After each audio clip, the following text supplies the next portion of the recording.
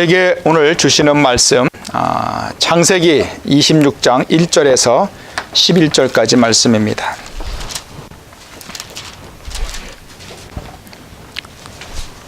창세기 26장 1절에서 11절까지 말씀입니다.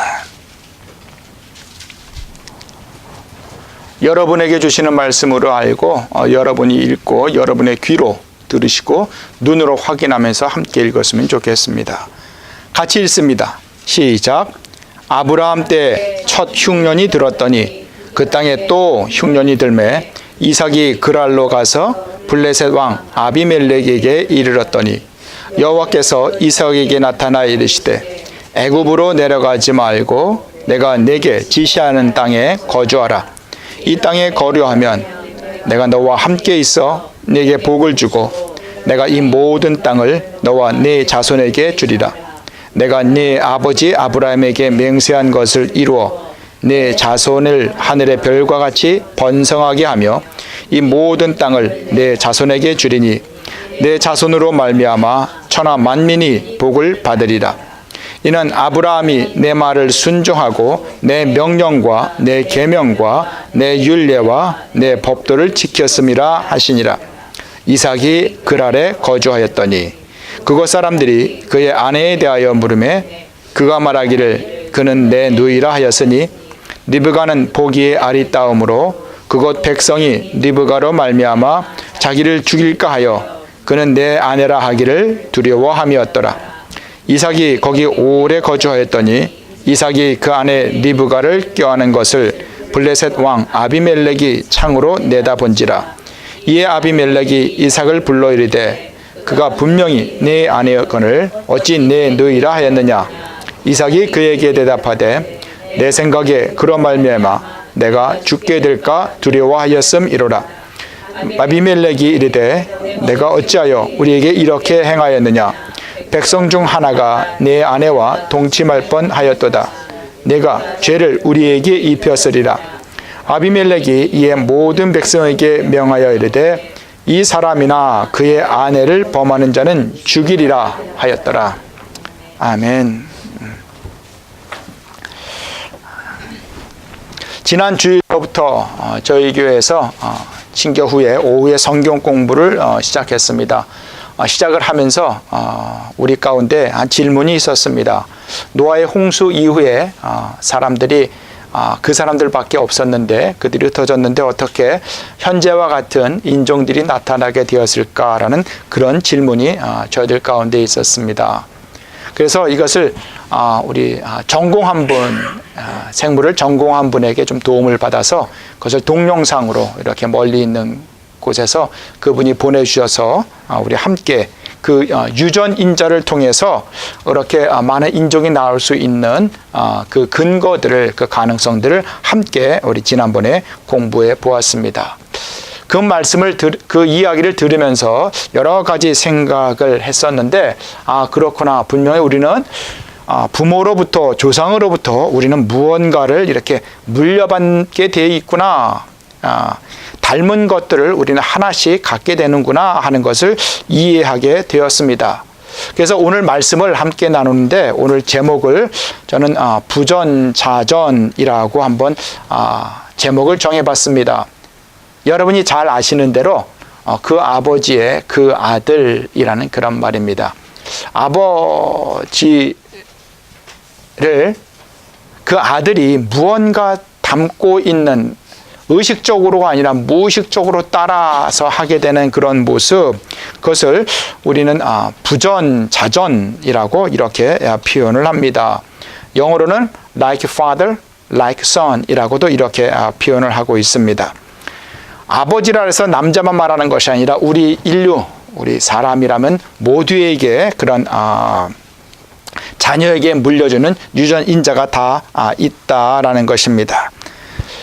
그럼 한 가지 여러분에게 여쭙고 싶은 게 있습니다. 여러분 혹시 이렇게 돌아보시면서 내가 부모님으로부터 어떤 모습을 물려받았을까 한번 생각해 보신 적이 아마 있지 않으셨나 생각이 듭니다.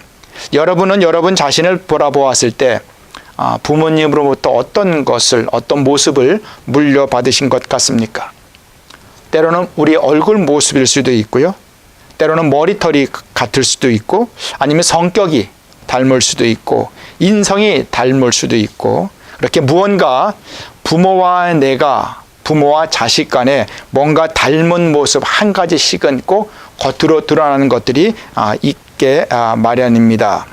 그래서 오늘 본문 함께 읽었는데 이삭의 이야기가 나오고 있습니다. 이 이삭은 아버지로부터 어떤 것을 물려받았을까, 어떤 DNA를 가지고 와서 그것을 겉으로 드러나게 되었을까 하는 것을 우리 함께 그런 관점에서 살펴보고자 합니다. 여러분들이 부모를 닮은 것처럼 아마 여러분에게 자녀가 있을 텐데 다시 한번 여쭙고 싶습니다. 여러분은 여러분의 자녀들이 여러분으로부터 어떤 점을 담기를 원하고 계십니까? 오늘 이삭의 이야기를 통해서 그 질문에 여러분이 스스로 대답하시고, 그리고 현재 나의 삶에서 어떤 DNA를 우리가 드러내야 하는지, 닮아가야 하는지를 함께 묵상할 수 있는 그런 시간이 되었으면 합니다. 오늘 본문 1절은 이렇게 시작하고 있습니다. 아브라함 때의 아버지 때죠. 지금 아버지는 없습니다. 아브라함 때에 첫 흉년이 들었더니 그 땅에 또 흉년이 들매 이삭이 그랄로 가서 블레셋 왕 아비멜렉에게 이르렀더니 라고 시작을 하고 있습니다. 아브라함 때, 아버지 아브라함 때 그 땅에 살고 있다, 그 땅에 큰 흉년이 있었습니다. 근데 그때 이삭은 있지를 않았습니다. 태어나지 않았습니다. 그래서 아버지가 겪은 그 흉년을 아들 이삭은 경험해 보지 못했던 것입니다. 그런데 지금 아들 이삭이 아버지 그리고 어머니 부모님이 돌아가시고 이제 자기가 그 땅에서 살아가고 있는데 그 땅에 큰 흉년이 또 들게 되었다라고 오늘 본문을 저희들에게 시작하고 있습니다. 부모님도 안 계시고 이제 이삭은 홀로 서기를 해야 되는 가장으로서 살아가고 있습니다. 그 가정을 책임지고 이제 이끌어가야 하는데 자기 인생에서 한 번도 경험해보지 못했던 그런 큰 흉년이란 그 문제에 이삭은 직면하게 되었던 것입니다. 흉년이 들면 어떤 점이 가장 어렵겠습니까? 우리가 생각할 수 있는 대로 먹고 살아가는 것이 가장 힘들게 됩니다. 먹고 살 것이 흉년으로 인하여서 없게 된 이삭, 이때 어떤 결정을 내리면 좋겠습니까? 어떻게 하면 좋겠습니까? 아버지 아브라함처럼 이삭도 지금 자기가 살고 있는 터보다 그래도 그나마 환경이 좀 더 좋은 그 그랄이란 곳으로 이사를 가게 됩니다. 옮기게 되었던 것입니다. 이삭이 지금 있는 그쪽은 남방 네게브라는 곳인데요. 광야로 덮여 있는, 그래서 흉년이 들면 더욱더 견디기 힘든 지역입니다. 그래서 지도에서 여러분이 보시는 것처럼 그랄이라는 곳은 해안가 쪽으로 좀 평평한 곳인데 그쪽은 좀 나아서 그나마 그래도 좀 먹을 것이 좀 있는, 좀 더 현재보다는 나은 그런 지역이었습니다. 근데 그 남쪽으로 가면 화살표로 보시는 것처럼 저 남쪽은 애굽으로 가는 길입니다. 근데 애굽은 여러분이 아시는 것처럼 웬만해서는 가뭄이 오질 않습니다. 왜냐하면 그 풍부한 물이 나일강을 통해서 계속 공급해주고 있기 때문에 그렇습니다. 자, 여러분에게도 인생의 흉년이 있지 않으셨습니까?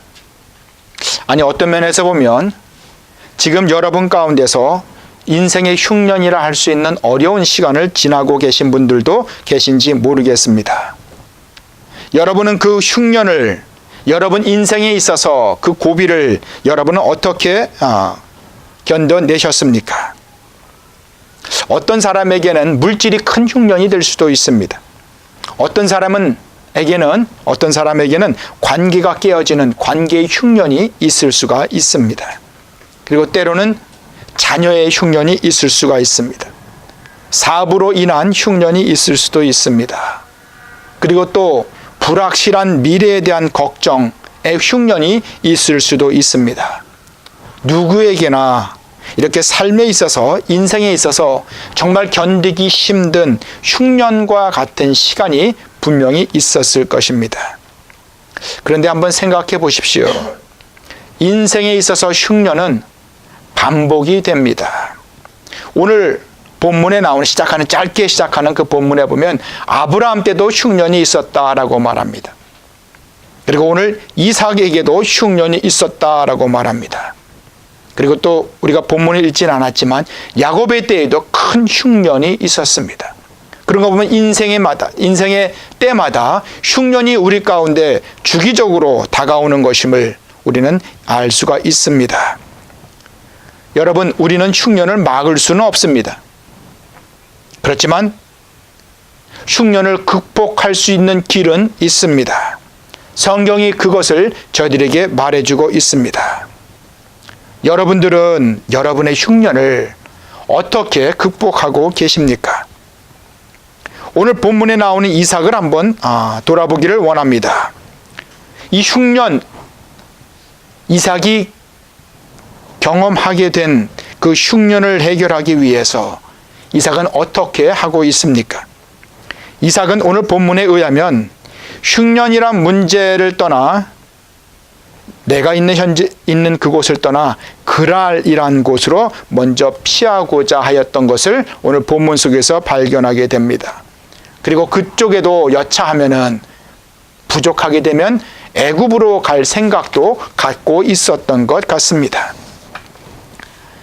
여러분에게도 아브라함처럼, 그리고 오늘 본문에 나오는 이삭처럼 흉년이란 문제를, 내 인생에 있어서 이 흉년이란 문제를 피하기만 하면, 장소를 옮기기만 한다면, 환경을 바꾸기만 하면 문제가 해결될 것으로 생각하고 있지는 않으십니까? 이렇게 흉년을 맞이하여 고민하고 있었던 이삭에게 하나님이 나타나십니다. 2절에 이렇게 하나님이 나타나십니다. 그 가운데 고뇌하고 있던 이삭에게 여호와께서 이삭에게 나타나 이르시되 라고 말씀하고 있습니다. 이 어려운 흉년을 당한 이삭이 하나님을 찾았던 것이 아니었습니다. 이삭은 하나님을 찾는 대신에 그랄이란 곳으로 이사 가기를 원했던 것입니다. 그런데 이때 그 가고자 하는 그 이삭에게 하나님이 나타나셔서 하나님이 먼저 이삭에게 다가오셔서 말씀해 주십니다. 그 흉년을 극복할 수 있는 그 길, 그 비밀을 하나님께서 알려주십니다. 이렇게 말씀하고 있습니다. 애굽으로 내려가지 말고 내가 너에게 지시하는 땅에 거주하라 라고 말씀하고 있습니다. 애굽은 성경에서 말할 때 사탄이 지배하는 이 세상의 나라를 의미해 주고 있습니다. 그리고 나중에 출애굽기 보면 노예의 삶, 그러나 풍성한 삶, 보기에 좋은 그 땅, 그 나라의 모습을 애굽을 통해서 드러내주고 있습니다. 그런데 여기 말씀합니다. 애굽으로 가지 말라, 세상을 따라가지 말라라고 말씀합니다. 그리고 내가 너에게 지시하는 땅에 거주하라 라고 말씀하고 있는데, 여기 내가 지시하는 땅이라는 것은 하나님이 앞으로 알려주실 그 땅을 말을 하고 있습니다. 그곳에서 거주하라 라고 말합니다. 여기서 거주한다는 것은 앞으로 살게 될, 영원히 살게 될 그곳을 말합니다. 약속으로 주어질 그 땅, 변하지 아니하는 그 땅, 그 땅에서 살아가는 것을 말합니다. 영어로는 dwelling 한다 그럽니다. 성막이 바로 이 단어에서 나왔습니다. 하나님이 약속하신 땅을 이렇게 그곳에 거주한다라고 말을 하고 있습니다. 이삭은 자신의 아버지 아브라함이 그랬던 것처럼 아버지와 똑같이 환경이 더 좋아 보이는 남쪽 애굽을 향하여 내려가려고 하였던 것입니다. 세상이 좋아하는, 세상이 보기에 그래 괜찮아 라고 생각하는 그런 땅이었습니다. 그런데 오늘 하나님은 나타나서 이렇게 말씀하십니다. 네가 당하고 있는 그 흉년의 땅을 떠나지 말라라고 말씀하십니다. 그리고 하나님은 계속해서 이렇게 말씀하십니다. 네가 이 땅에 거류하면 내가 너와 함께 있어 네게 복을 주고 내가 이 모든 땅을 너와 네 자손에게 주리라. 내가 내 아버지 아브라함에게 맹세한 것을 이루어 내 자손을 하늘의 별과 같이 번성하게 하며 이 모든 땅을 내 자손에게 주리니 내 자손으로 말미암아 천하 만민이 복을 받으리라 라고 말씀하고 있습니다. 이삭은 아버지 아브라함 밑에 자라면서 아버지와 함께 하시는 하나님, 아버지가 믿고 의지하는 그 하나님에 대해서 아버지로부터 듣기도 하고 아버지의 곁에서 배우기도 했을 것입니다. 그런데 이삭의 입장에서 바라보면 이때까지 이삭은 자기 아버지처럼 하나님을 직접 경험하지는 못했습니다. 지금 아버지도 돌아가시고 어머니도 돌아가시고 계시지 않습니다. 이제 내가 결정을 내려야 할 그런 차례가 되었습니다. 그리고 지금 이삭은 흉년이란 큰 위기에 처해 있게 되었는데 자기가 자신의 아버지처럼 무작정 애굽으로 내려가려고 할 때 하나님께서 나타나서 하나님 자신을 드러내 보이시며 지금 이렇게 말씀하고 계신 것입니다. 이것을 경험한 이삭에게는 인생에 있어서 큰 만남의 순간이었을 것이고 그리고 이삭으로선 결단을 내려야만 할 그런 순간이었을 것입니다. 내가 이 말씀을 따르느냐 안 따르느냐, 내가 가고 싶은 길을 가느냐 마느냐에 따라서 자신의 미래, 자신의 장래, 자신의 운명을 바꿀 그런 시간이 되었던 것입니다. 그래서 이삭은 지금 그 이삭의 인생에 있어서 가장 큰 경험을 바로 이 흉년의 때 경험하게 되었던 것입니다. 이 이삭에게 하나님이 계속해서 5절에 이렇게 말씀합니다. 이는 아브라함이 이는이란 것은 그 전에 4절까지 말씀한 복을 받으리라 네가 이 땅에 거류하면 이라는 말씀입니다. 이것은 아브라함이 내 말을 순종하고 내 명령과 내 계명과 내 율례와 내 법도를 지켰음이라 하시니라 라고 말씀합니다. 애굽으로 내려가지 말고 흉년이 된 그 땅에 그냥 머물러 있으면 내가 너와 함께 있어서 너에게도 복을 주고 내 자손에게도 복을 주시겠다는 이유는 바로 네 아버지 아브라함이 내 말에 순종하였고 나의 명령과 계명과 율례와 법도를 잘 지켰기 때문이다 라고 말씀하고 있습니다. 이걸 쉽게 말하면 너의 아버지 아브라함은 나를 그냥 믿었기 때문에 내가 너에게 똑같은 복을 주고자 한다라는 그런 말씀입니다. 흉년이란 그런 문제를 피해 애굽으로 내려가지 말고 너는 아버지처럼 나 여호와 너의 하나님의 말씀을 믿고 따라오면 내 인생의 흉년을 하나님께서는 풍년으로 바꾸어 주시겠다라는 말씀을 지금 이삭에게 하고 계셨던 것입니다. 여러분이 만약 이삭과 같이 그 인생의 흉년에 들어가게 되었을 때 말씀을 통하여 여러분에게 이런 감동이 주어졌다면 여러분은 그 하나님의 말씀, 그 감동을 어떻게 받아들이실 것 같습니까? 여러분에게도 똑같이 이삭처럼 따를 수도 있고 아니면 이제껏 내가 살아온 그대로 나의 의지대로 결정할 수도 있을 것입니다. 그때 여러분의 인생의 DNA, 우리가 함께 나눈 그 DNA가 여러분 가운데 드러나게 될 것입니다. 그것을 어떻게 드러내느냐에 따라서 여러분의 길이 그리고 미래가 결정되게 될 것입니다. 이삭은 어떻게 결정을 합니까? 6절에 이렇게 말씀합니다. 이삭은 순종하기로 결심합니다. 그래서 이렇게 간단하게 말합니다. 이삭이 글 아래 거주하였더니라고 말을 하고 있습니다. 이것은 그곳에 이제 그 말씀대로 언제까지 될지 모르지만 터를 잡고 살아가는 그 모습, 그것을 여기서는 거주하였더니라고 말하고 있습니다. 한글로는 다 똑같은 말인데요, 원문을 보면 다 다른 단어를 사용하고 있습니다. 그것을 잘 이해할 수 있도록 여러분의 주보에 제가 잘 간단하게 설명을 해 놓았습니다. 나중에 참조하시기 바랍니다.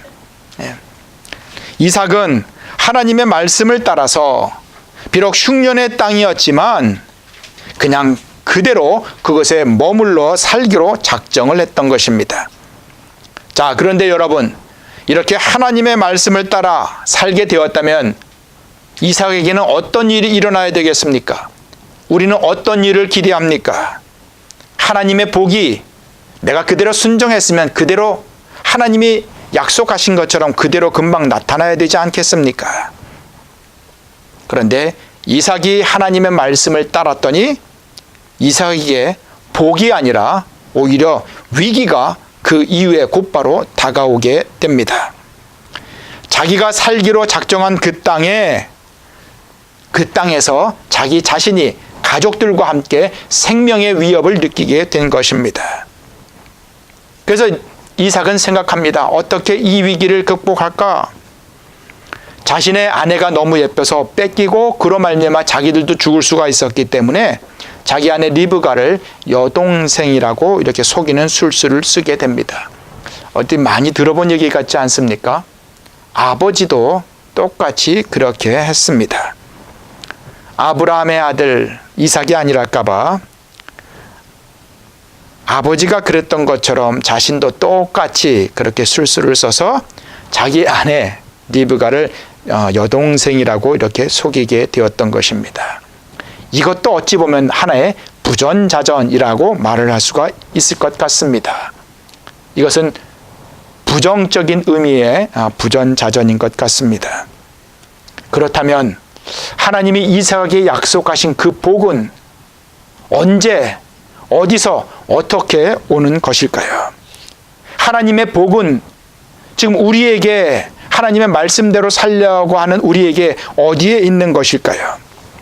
왜 하나님은 도대체 우리에게 복을 주시겠다 말씀하시고 우리에게 이렇게 위기를 하나님은 허락해 주시는 것일까요?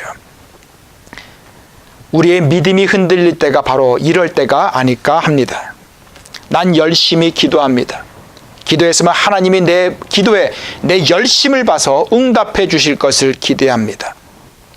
그러진 않았는데 한번 믿어보려고 하는데 믿음의 결과를 하나님께서 축복으로 드러내 주기를 원했는데 내가 믿고자 했는데도 나에게 변화되는 것이, 나에게 복으로 드러나는 것이 아무것도 없어 보일 때,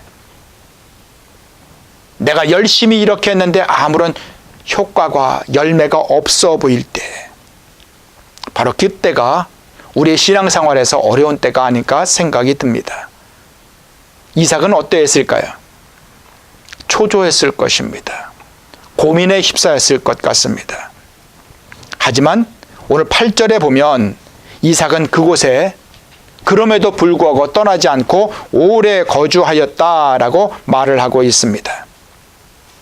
이삭에게도 그리고 하나님에게도 시간이 필요했던 것입니다. 하나님은 시간을 사용하셔서 역사하시는 분이시기 때문입니다. 왜냐하면 시간조차도 하나님의 것이기 때문에 그렇습니다. 이때는 우리는 어떻게 하면 되겠습니까? 기다려야 합니다. 이삭은 여기 오래 거주했다라고 말합니다. 이 시간을 우리는 인내해야만 하는 것입니다. 로마서 5장 3절에서 4절 말씀 보면 우리가 환난 중에도 즐거워하나니 이는 환난은 인내를, 인내는 연단을, 연단은 소망을 이루는 줄 압니다 라고 사도 바울이 말했습니다. 사도 바울은 이것을 생각으로 말한 것이, 지식으로 말한 것이 아니라 사도 바울도 이것을 분명히 경험했을 것입니다. 우리가 인내하며 기다리는 때는 하나님께서 일을 하시는 시간이 된다는 것을 오늘 본문 속에서 우리는 깨달을 수 있습니다. 하나님이 어떻게 일하셨습니까? 오늘 본문을 보면 좀 길어서 파워포인트로는 하지 않았습니다. 나중에 천천히 한번 잘 읽어보시기 바랍니다. 그 상황을 잘 설명해 주고 있습니다. 그 땅의 왕 아비멜렉이 사실은 자기 아내 리브가를 탐내고 있었는데 그 위기를 통해서 하나님이 오랜 시간 기다리는 그 이삭에게 하나님께서 개입해 주시는데, 하나님이 아비멜렉의 그 왕의 마음을 움직이셔서 오히려 해하고 리브가를 빼앗는 것이 아니라 이삭과 그의 가족들을 지켜주시도록 보호해 주시도록 만드시는 하나님께서 일하시는 것, 그것을 우리는 하나님께서 역사하신다라고 말하고 있습니다. 그 역사하시는 사건이, 그 과정이 오늘 본문 속에 기록되어 있습니다.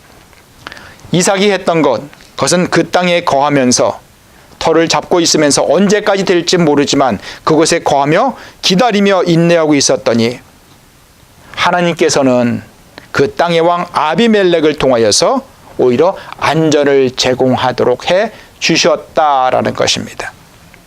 하나님의 약속의 말씀을 믿기로 하고 그 흉년의 기간이었었지만 참고 기다리던 이삭에게 하나님은 그 위기를, 죽음의 위기를 오히려 안전의 기회로 하나님은 바꾸어 주셨던 것입니다.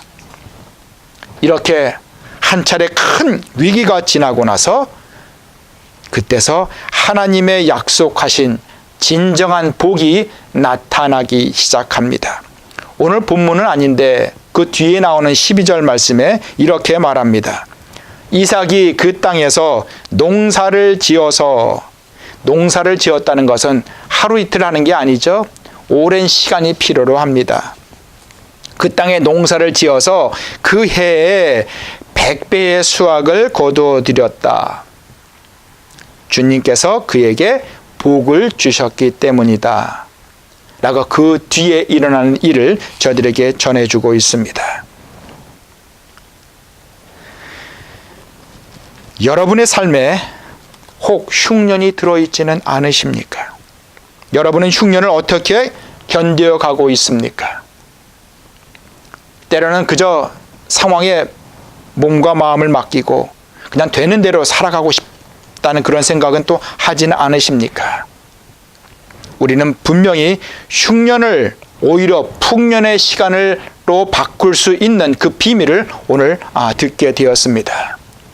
근데 이해해야 될 것은, 이것은 내가 바꿀 수 있는 것이 아니라 하나님의 약속을 믿고 기다리는 자에게, 믿고 인내하는 자에게 하나님은 흉년을 풍년으로 바꾸어 주시는 분이시라는 것을 오늘 본문 속에서 우리는 발견하게 됩니다. 여러분, 이 세상의 방식으로 살아가려는 땅으로 휩쓸려 따라가지 마시기를 바랍니다. 이 세상처럼 흉년 앞에서 우왕좌왕하지 마시기 바랍니다. 좌절하지 마시기 바랍니다. 실망하지 마시기를 바랍니다. 세상처럼 남들이 다 하니까 그저 다 따라가는 타협의 땅에 머무르지 마시기를 바랍니다.